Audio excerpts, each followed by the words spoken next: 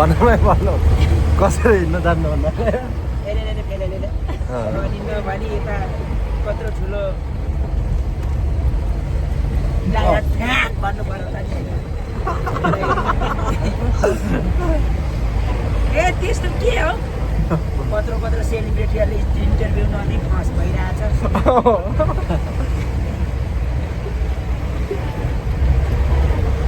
हाम्रो बाटोको रमाइलो मन्दिरभित्र राति त्यस्तो रमाइलो किन गर्नु भएन हौ गरिरहेको थियो नि भरे त के गर्छन् कहाँ उहाँ गरिदिए होला नि अस्ति त मरिसकेको थियो मरेको कि बाँचेको थाहै थिएन को म को पछाडि लुकेर र सुतेको ए म अनि कहाँ हो के पो कस्तुरीको बासना जहाँ पाउँछ तर मैले यहाँ धेरै कन्टेन्टहरू चाहिँ सिकेँ भनौँ न कुनै समयमा मलाई अब इन्टरभ्यू हुन्छ नि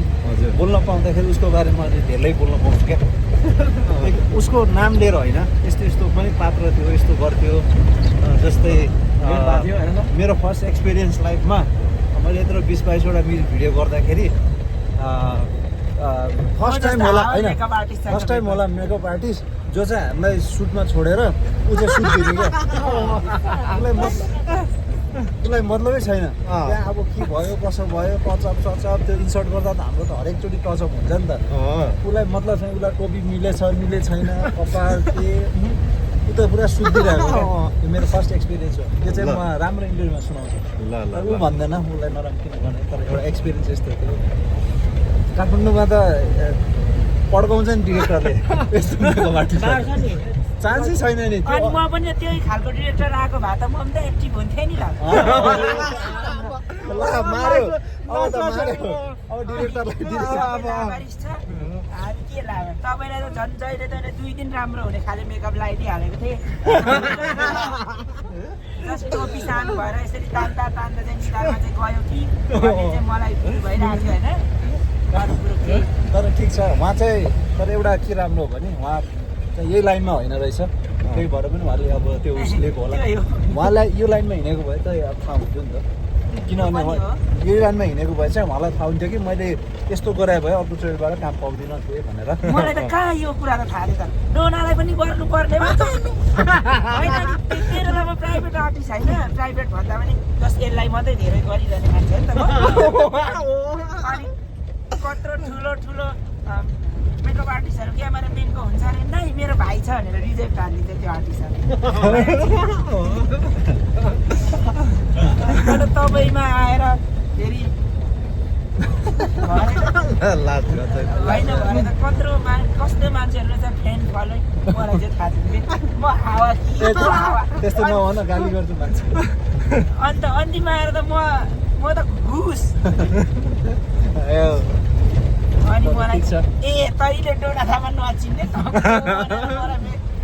हान्छु त त्यो त राख्नु भएको छैन नि त तपाईँलाई अब मैले भने अब मैले सुनाउँछु र गाउँमा थाहा छ तिमीहरू डोना थामासँग गएर आएको त्यो खालको एक्सपिरियन्स मसँग हुन्छ गाना सुनाइदिएको मेकअप गरिदिएको अनि थाहा छ को त्यो तिमीहरूले नै मन पराएको मान्छे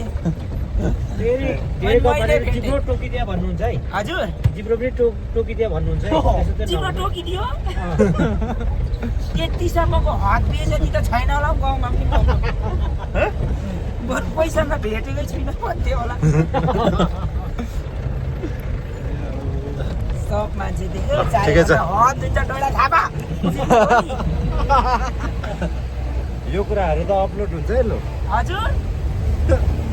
तपाईँको म सबै आइडेन्टिटी कार्डहरू लगिरहेको छु तपाईँको केहीबाट यो भिडियोहरू दायाँ बायाँ भएछ भने तपाईँलाई विरासतमा लिई तपाईँको अनुसन्धान गर्छु ठिक छ ना म सेलिब्रेटी म नर्मल मान्छेले बोलेको तपाईँलाई के अधिकार छ किन नर्मलले बोलेको चाहिँ हाल्नु अधिकार छैन र हजुर नर्मल मान्छेले बोलेको चाहिँ हाल्नु अधिकार छैन र त्यो एउटा टुरिस्टले गरेको जस्तो गरिन्छ है पर्मिसन लिउँ होइन ए हाल्नु हुने अहिले गएर म पियर भएर म त आएर डिलिट गरेर सबै फङ्सनै उडाइदिन्छु लु नि अब मुसा दुईटा